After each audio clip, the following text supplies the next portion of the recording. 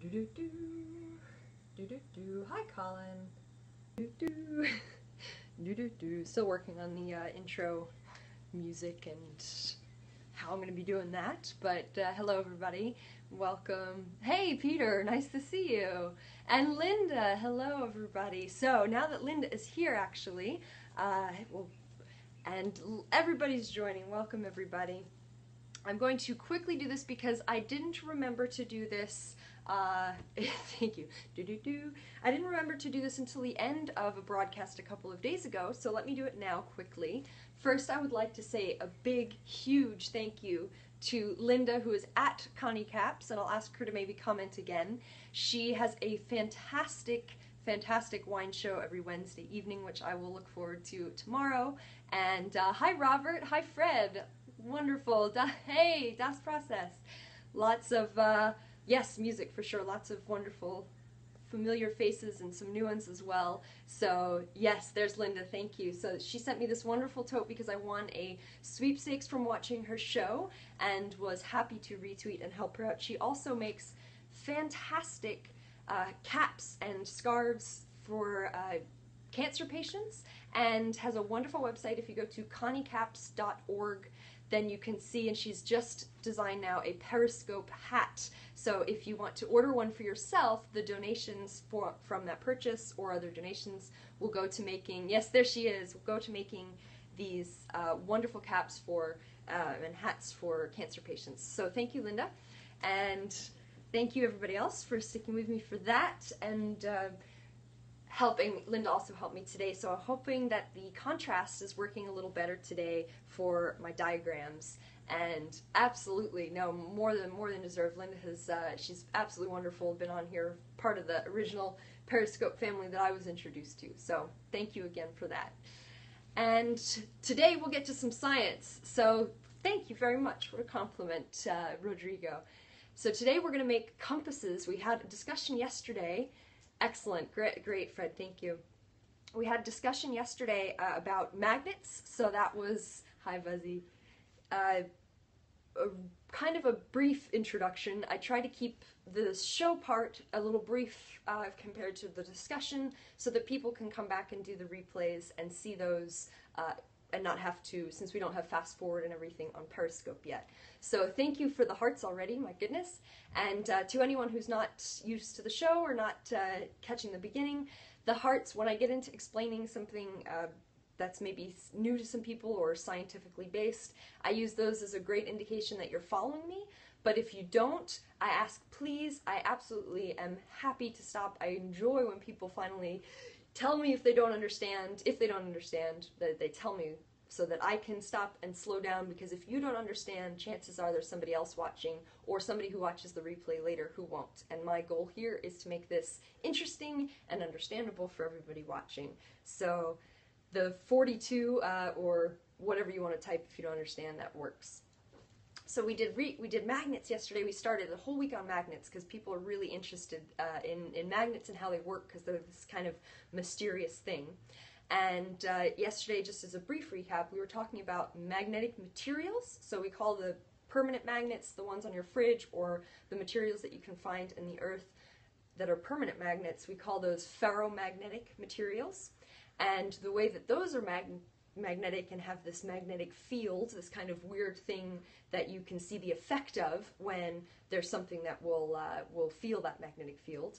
Those materials have that magnetic field because of the way the electrons are actually moving on each of those atoms inside your material.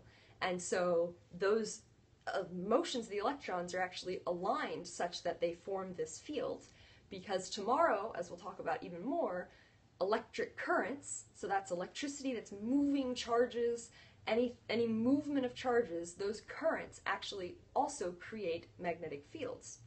And that we're going to get into more tomorrow, but today, how that actually arises in today's discussion is because of the Earth's magnetic field and how to make your own compass. So I have a quick demo here that I was going to show everybody who's interested. You can make your own compass at home immediately.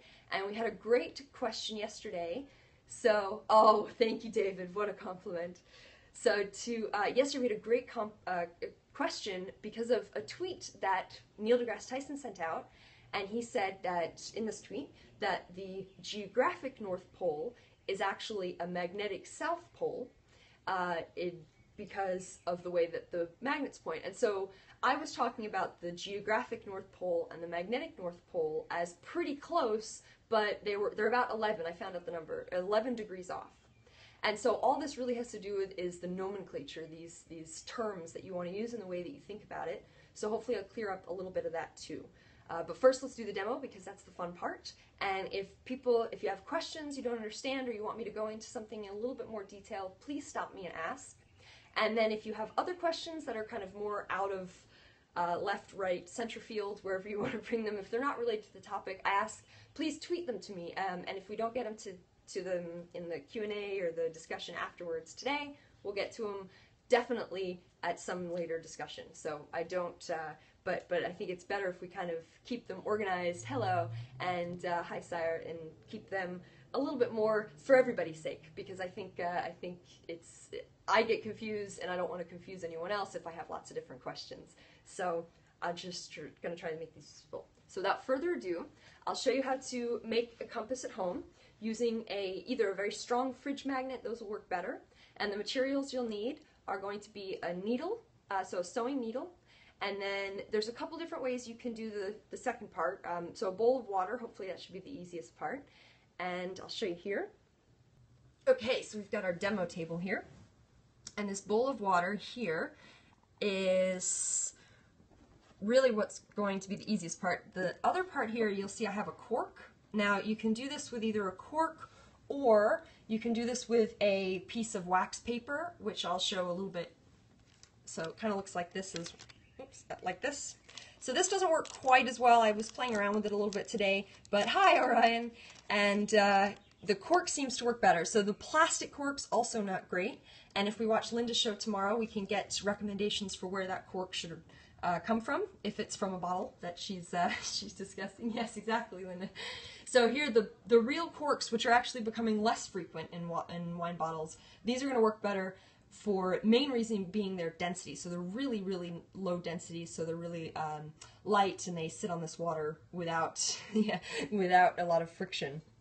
So the way we need to do this is to magnetize our needle. So the magnet I'm going to use is going to look like this, and this is just a very strong fridge magnet that I happen to have. Yes, it's going to float, exactly. So that water is going to give us this low friction, and I'll try to get a better angle on it here. It's going to give us this low friction to let that needle move in Earth's magnetic field. So what we need to do, and now I've tried this with pins as well, so we have here a... Oh yeah, excellent, David. Yeah, so you can use these magnets. So the stronger the magnet, the better. And a very big caution to anyone who's not used to working or using these around electronics: keep them far from your electronics, especially screens and things like that, because these will, as we'll even go into more tomorrow, these will mess up your electronics and things like credit cards. So you want to keep credit cards away from these guys, because this will mess up things like tapes and electronics, well, people still use cassette tapes, that is, and electronics and credit cards and your screens. So yeah, so magnets, very strong magnets especially, you really don't want to put in your phone. Exactly, David. Yeah, do not rub them on on your iPhones or anything. So I'm keeping this at a fair distance here. And now I used a pin. Now the pin is a little bit light, so it doesn't have quite enough. Yeah, you're exactly right, Nolan. So pacemakers too. So anything electronic that you value, you want to keep strong magnets away from, unless otherwise directed by someone who's aware of the electronics. So this pin I'll use for demonstration because I've already got my needle here very nicely in the cork. But the idea is you're going to put the needle in the cork, but you want to do that after you've magnetized your piece of metal. So as we said yesterday, magnets that occur naturally in Earth will not necessarily come from, I should say, they'll come from either lava. So I found another source, lava and volcanoes that will erupt. And I haven't heard any jokes so far, but if they're magnet-based, please tell them. So the needle here, although metal and we can magnetize it, right? We have to magnetize it, and the way that these magnets are formed are actually done deliberately. So we find some magnetic material in Earth, but it's actually because it melts or it is created and then solidifies in Earth's magnetic field. So what you want to do here is rub the magnet. Now, either north or south, it kind of doesn't matter, because as we're going to discuss in just a second with that Neil deGrasse Tyson clip, thank you, then, oh, thanks, David. But yeah, so please, only hearts if you understand what I'm saying, because I would much rather you understand than have a number of hearts for me. So yeah, so the magnet you want to rub in the same direction, and you want to make sure you have either the north or the south pointed at the needle in the same direction the whole time you do it. So you're just going to take the magnet. Now the north and south for this is a little weird. The north is here, and then the south is on this side, and that's what makes it stick to the fridge. So, oh, I see. I haven't listened to Insane Clown Posse. I figured I'd be kind on my ears. No offense to ICP fans, but I didn't know the name. So you want to rub in the same direction, and you want to keep the north or the south always pointed in that same direction as you do this. And the more you do it, the better as far as keeping it permanent. Oh yeah, I know, I would love to see them, although they've put me to shame as far as their awesome demos go, but they have a little bigger budget too. So you just keep doing this. 20 to 30 times should be sufficient. And again, if you have a big, oh, thanks Linda, that's very sweet. If you have this needle, a big needle like this, then this has a little bit more mass to it, and so it will be a little bit easier to see and push that cork around. So Justice here, hey Justice, oh, I've got a great crew here today. So we've got a needle. This is one you can do with the kids too, if you've got kids at home and you want to play around. And I'll make a few more of these for tomorrow's demo as well. So when you put it in the water, we're going to see, this is the one I've magnetized already pretty strongly.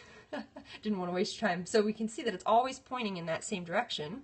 It always comes back. And just to prove to you, if I have my phone handy, that it is in fact north, because Justice is awesome, and hope you're feeling better today too. So where did lost my phone, of course. Ah, there it is. So you should be skeptic. Please ask, and ask for further proof, and I'll show you here on my compass, just to show you that north on this guy is in fact north here. So that red arrow, this is north here, and we're pointed in the same direction. So that's pretty cool, I thought. And the bigger the needle, the more mass it has, the easier that'll be. And it'll point north unless you bring some other magnet near it, and then you can kind of play with it. So you can have fun that way and see these magnetic fields that are, oh good, I'm glad people, yeah, so you can actually see these magnetic fields, right? These are fields, which are kind of these weird things to conceptualize. And but you can definitely see that they're acting on each other and influencing each other here. So that is the demo on how to make that. It is, yeah. So if people want to do this, there's the website, and this website I'm picking at here and there, but I try to keep it mostly up to date every couple days. And I'll add a link to how to do this at home, and it'll have instructions, etc. And I've also been playing around with a couple of different ways to do this. So either using the needle versus the pin and things like the wax paper. I've been playing around with that a bit. Oh, I'm glad you're off work too, Buzzy. So I've been playing around with the wax paper a bit, because that's cheaper, I think easier if you don't have corks laying around, or you can get them from Linda. You think the magnet, oh no, I'm trying to keep it far. Yeah, so you don't, again, for anyone who's just joined, then you want to bring the magnet far away from, you want to keep the magnet far away from your electronics, because it will mess up things like screens. But here, we can see the effect of these fields. And why is that aligning? Yes, I hope so. So definitely, that's a great thing to do with kids, because it's very easy to do. And again, I'll have instructions on this website I'll put those up by tomorrow. And thank you for inviting people, everybody, and welcome. So I'll do a quick last thing. I've got a couple new people. Hi, Nitune. I recognize your name. Yes, please. I'm trying to add a bunch of these actually for people because A, they're fun to look at, and B, I can demonstrate them here, and then if people have issues, they can comment live as well. So this is the demo we can make. I don't know if we're probably, are we still pointed north? We are kind of, huh? Look at that. I'm surprised. So if you play with these magnets enough, then you can you'll demagnetize it if you go the wrong direction. But these are fun because then tomorrow I'm going to do some electromagnet demonstrations, and we'll use these as indications of that magnetic field. So why the surprise? Oh, Fred, are you talking about me, or maybe somebody else had a surprise? Still north, exactly. Yeah. Oh, so I'm surprised. Why is it still north? Because if I bring this is a pretty strong magnet here, this fridge magnet.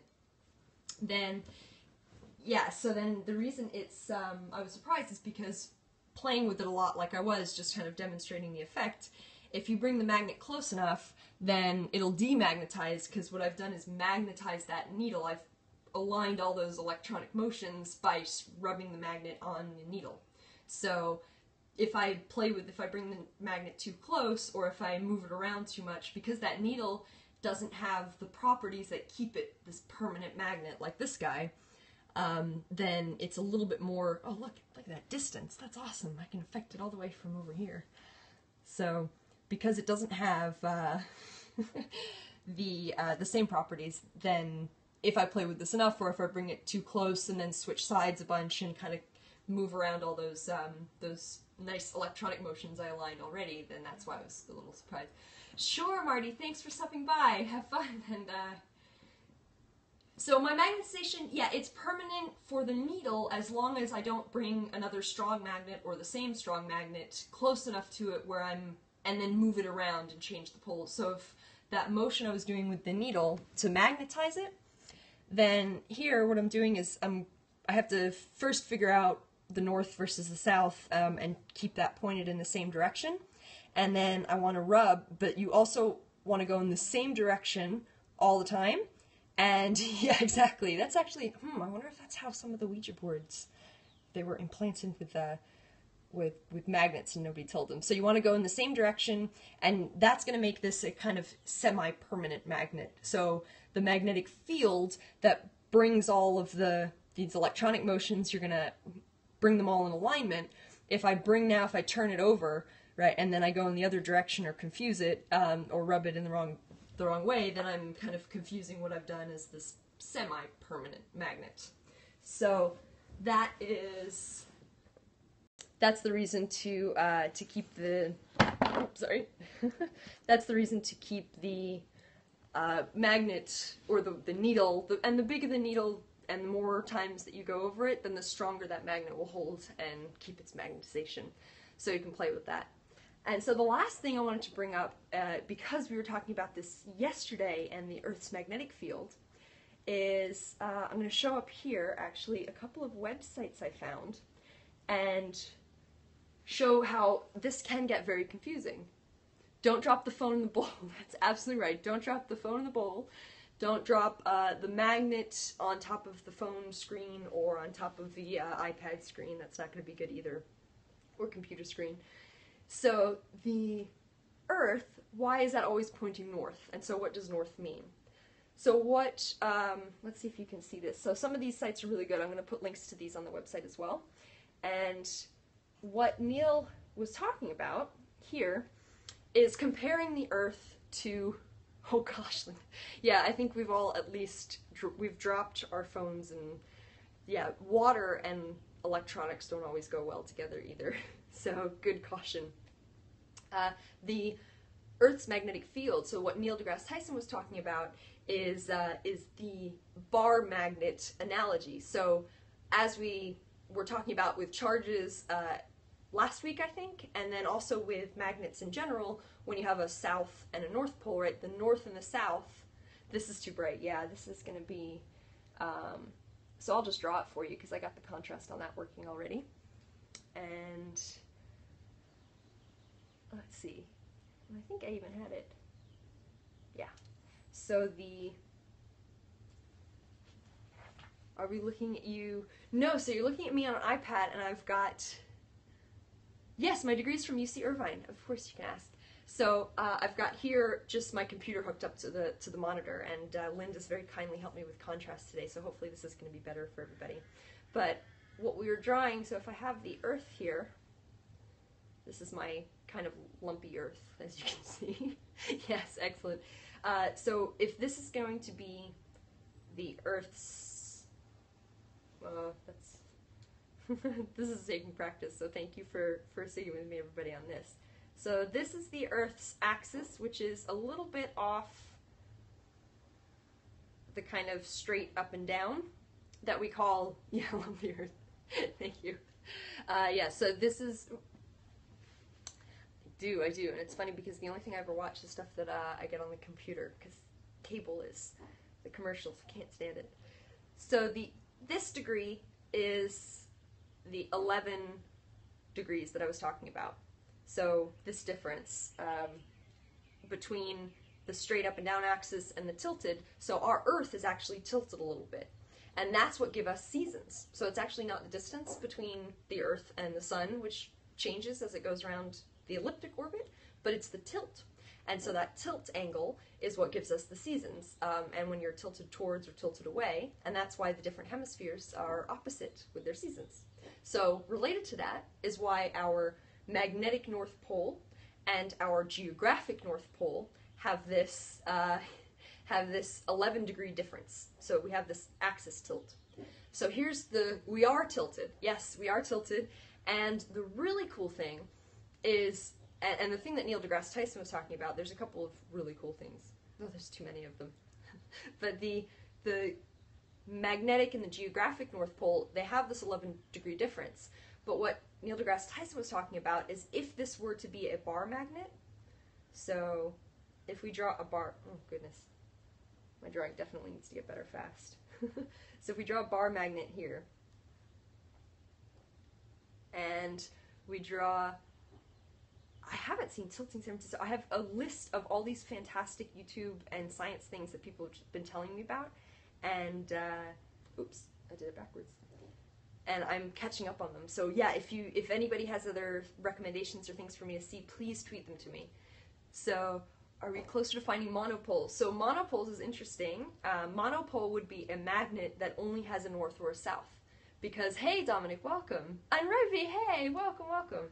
So if you were to cut a bar magnet in half, you'd actually get two north. You get a north and a south on the one half, and a north and a south on the second half. So you get two new north and souths, or you get two total north and south. So every time you cut a magnet in half, you get these north and south, and every time you keep cutting it in half. And we're going to talk a little bit more about that tomorrow. I don't want to drag this one on too long, because that's because of the motion, that electric current, or electron motion inside. So this south and the north on the magnet is so this nomenclature issue.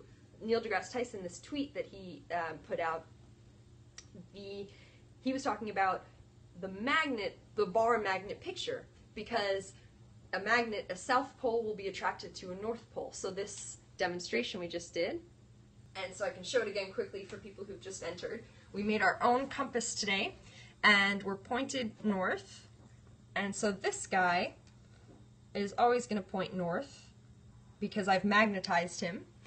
And the reason he's pointing north is because this end, this is north as we verified, then this end is going to be attracted, right? If this is a north side of a magnet, it's going to be attracted to the south side of another magnet. So technically, if you think of the Earth as a bar magnet, then the south pole is what the south end of the bar magnet is what that guy is pointed at.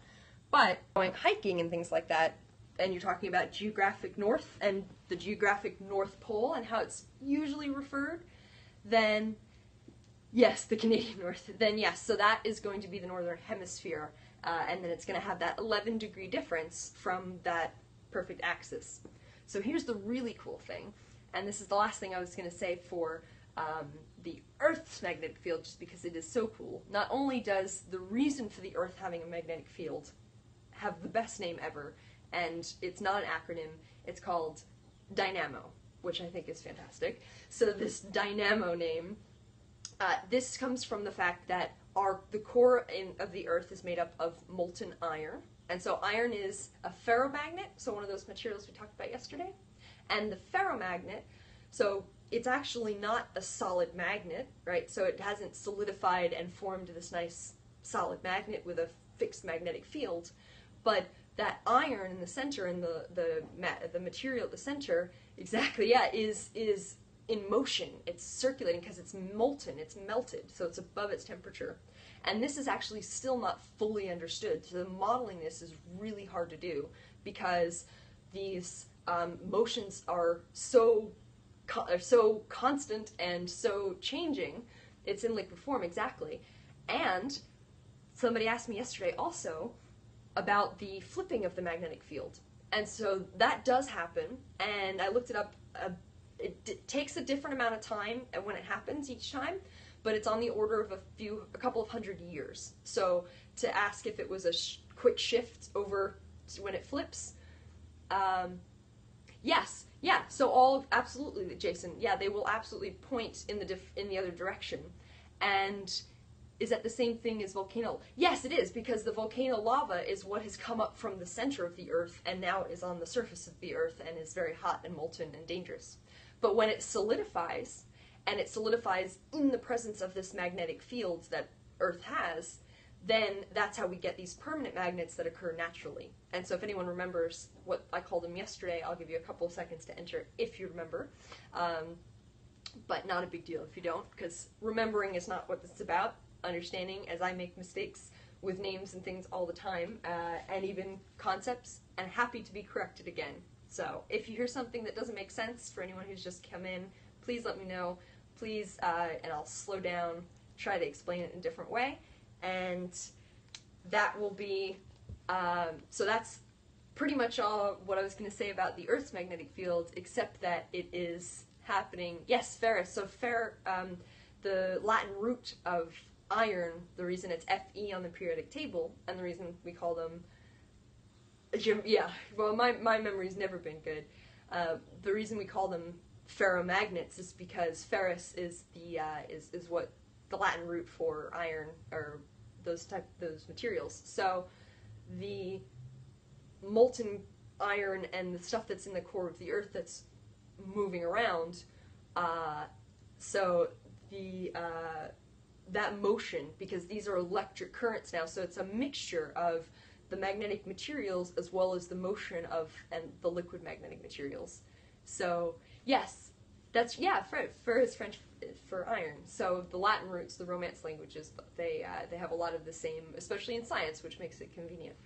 So the other thing I wanted to quickly show here is that on Wikipedia, which is a great source for a lot of things, has this great, so all that's really interested is this bar here, and this is a map, or a time map, so showing all of the times that the Earth's magnetic field has flipped. And keep in mind, this is really interesting because when it flips, to flip, there has to be a point in time where you have no magnetic field, right? So to go from this way to flip all the way around this way, when it's halfway, that's pretty much no magnetic field. And why is that important? Well, especially for people who live in either the northern hemisphere, this would be Alaska and Sweden and Denmark, so the Nordic countries as well, who have those beautiful aurora borealis that see those colors. That is coming from the Earth, the magnetic field of the Earth, shielding us from all of the charged particles that the sun spits out. So the sun is spitting out lots of things. And Dominic's cast, I don't know if he's still here, but he has some telescope shots. He has this big, great, fancy telescope and sees some of these solar flares. There he is, yeah. So you can see some of the solar flares. But part of the stuff that gets spit out from the sun are these charged particles. And when they hit Earth's magnetic field, then that is where we get these beautiful colors. And that is a shielding effect of the magnetic field of Earth. So the question is, what happens when this field flips? Now, it takes a lot of time. Yeah, so check out Dominic's cast. He does some really great sun scopes you can see through the telescope. And And remember, all the light that you're seeing is 8 minutes old, so all the solar flares, it takes 8 minutes for the light from the sun to reach the Earth. So the map here, which is really cool, so you can see how these dots, these dashes or the black bars are getting closer together. So that's actually because in the last, this is million years? Let's see, age, yes, billion years, excuse me, yeah, so this is going to be billion. So this is the last, let's see, I just want to make sure I have numbers right for you here, everybody.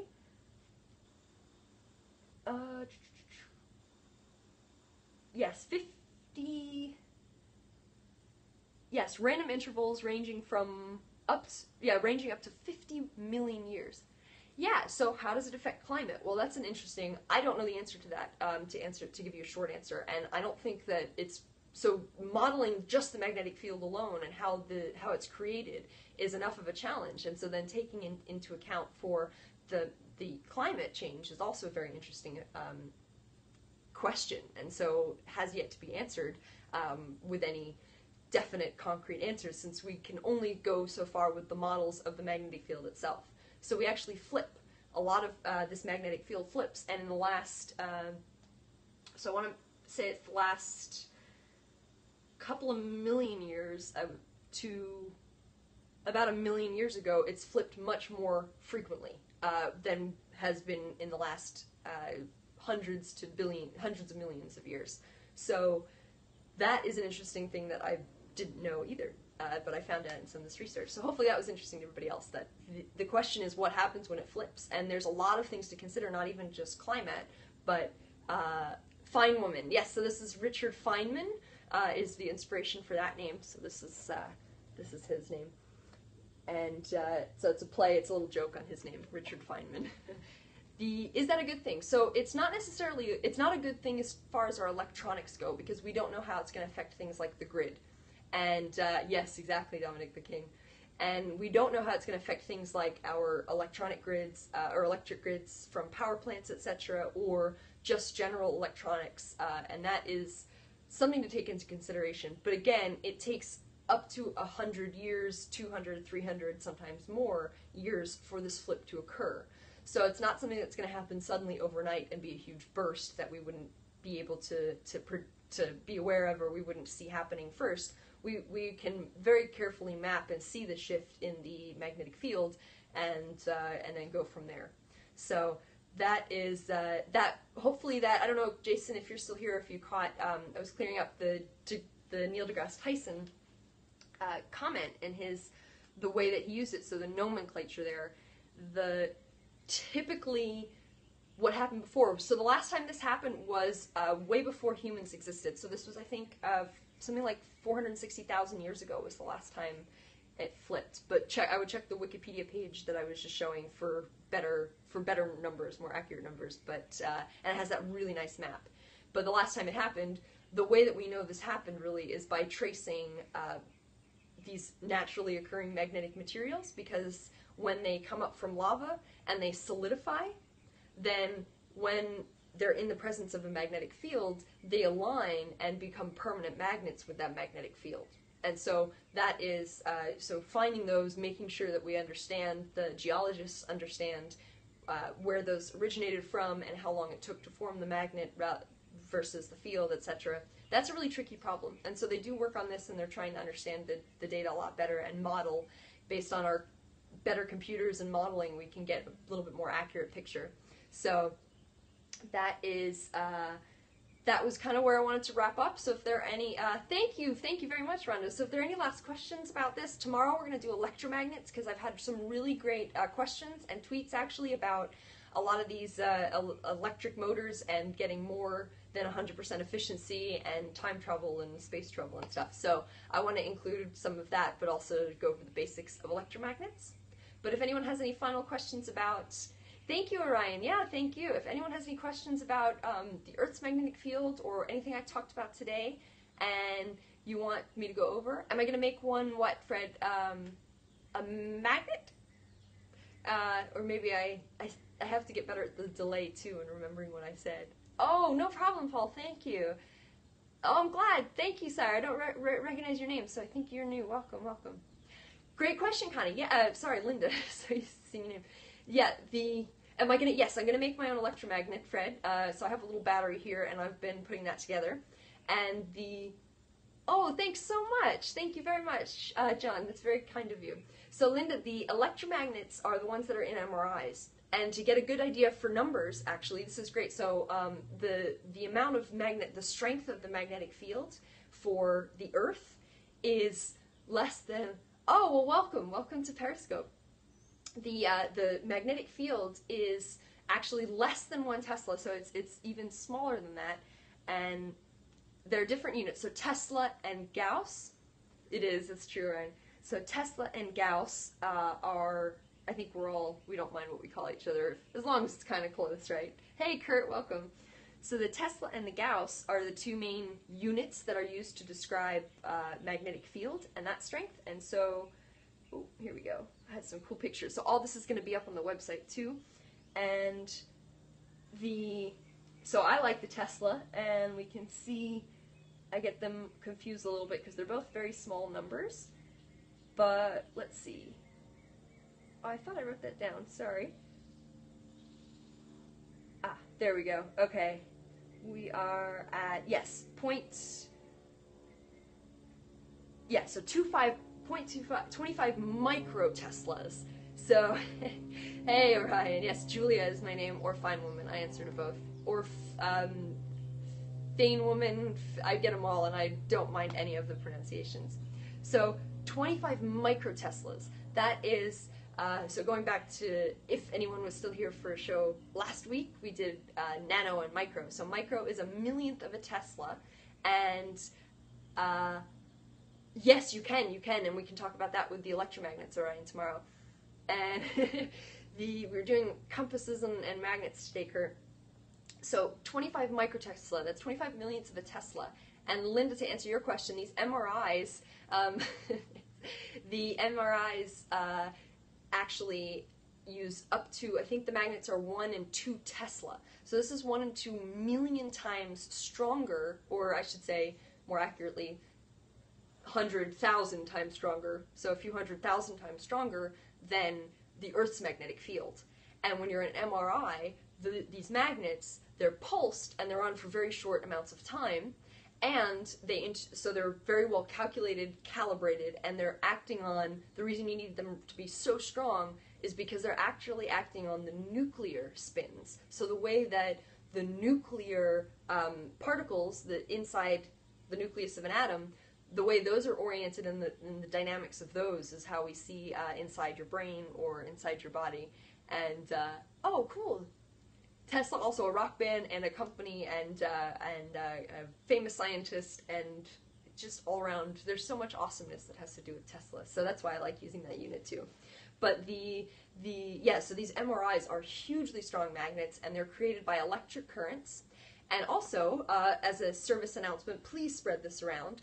The way that they get such strong magnets, and we'll talk about this a little bit more tomorrow, is by running very high electric current, but using superconducting material, or close to superconducting, so that's an awesome cat name, so that the electric currents can flow very easily and give you these strong magnetic fields without getting a lot of losses to heat. And the way that they keep them cooled, no, it's not bad at all for you. The way that they keep them cooled is actually with liquid helium. So helium is, when it's in liquid form, is one of the coldest things that we use in pretty typical science labs. So X-ray is a different technology. So X-ray is actually sending these high-energy X-rays, so that's light rays, through you, and it's either interfering with your bone and getting blocked and absorbed or not. But yeah, the MRIs actually use liquid helium to keep them cool, and that liquid helium, we are running out of helium. And so people have helium balloons and things like that. Yeah, electromagnets definitely have evolved a lot. And the liquid helium that we use the helium that we use in balloons, the gas helium, that's so cheap, it's so strange how cheap it is, so they change it, but temporarily. So it's turning it on and off the magnet. And I can talk more about that tomorrow for sure. I think people would be interested in that. And that's going to be the end of the week, is kind of how this is used in medicine and a lot of different day-to-day stuff. But conserve helium, because helium, it being one of the lightest atoms and things that we have, is that when we release helium into the atmosphere, it's gone. And then we can't get it back because it's... No, that's fine, Buzzy. No problem.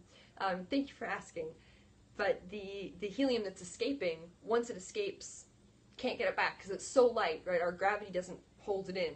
So the way we get helium is by digging in wells and getting it that way. And so once we release it and you let that balloon go, not getting it back. So one of the great things about the meteor endeavors that people are looking at is, so what produces helium? So, and that's the other thing, is that it's not a byproduct of a lot of chemical processes. And why is helium? Helium is not, so it's not lighter than hydrogen. So hydrogen is the simplest and the lightest. And yes, so stars would be the best answer. So all of these things are made in stars, and that's the easiest way. A lot of things that we use every day come as byproducts from chemical processes. Things like hydrogen. Hydrogen comes off from a lot of different chemical processes quite easily.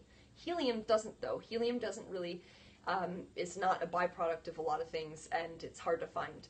So, yeah. Yes, exactly. And so that if they could bring it back, that would be great if they find some on the meteors. But that liquid helium, right, that is what keeps these things cooled. It's recycled, but still very hard to maintain, keep a hold of, because it evaporates so easily. And once it evaporates, we lose it forever. But that's how those MRIs work. We'll talk more about that tomorrow. Moby was absolutely right. We are definitely all made of stars, because all of the atoms that are formed from the fusion of smaller atoms, and then all the molecules that are formed from those atoms, those all came from the fusion in stars. Any knowledge on helium-3?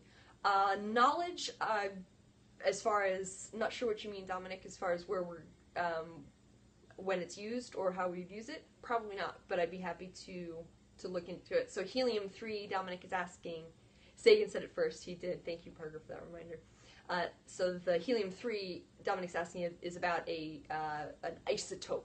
So that would be helium, but we've added this this neutral neutron into the nucleus, so it doesn't change the doesn't change the major properties of helium. It still is helium, but it has a different mass, so it acts a little bit differently. Yeah, so the hydrogen, we use hydrogen isotopes, or that's the goal right now of using hydrogen isotopes for fusion, but, or rather, sorry, yeah, helium as well. So I have to remind myself, deuterium is a hydrogen isotope that is also used in fusion. But I'll look at the National Ignition Facility too and see what they use specifically.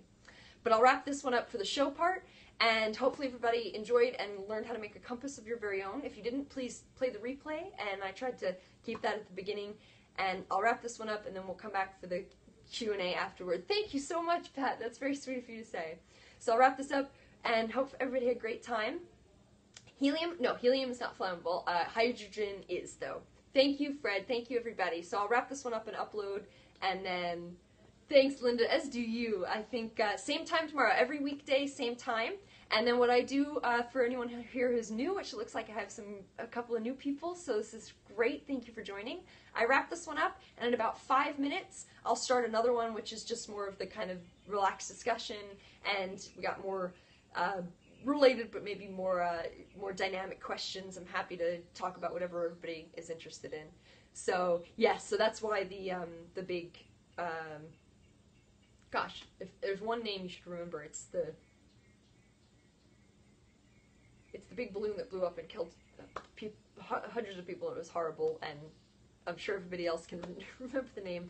But that, so hydrogen is very light, and but it's also very explosive, and that's what ignited. Hindenburg, thank you, Jason. Yes, the Hindenburg. So that's what exploded.